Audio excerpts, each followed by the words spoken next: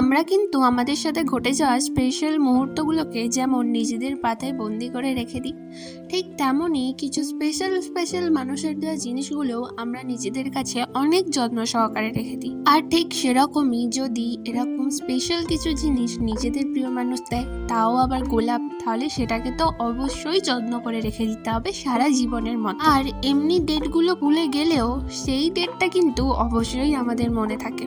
ঠিক তেমনই এক দিদিভাই আমাকে তার পছন্দের মানুষের দেওয়া ফুলটা দিয়ে বলেছিল যে সেটাকে আমি যেন সারা জীবনের মতন প্রিজার্ভ করে দিই, আর তার সাথে যেন সেই ডেটটা লেখা থাকে।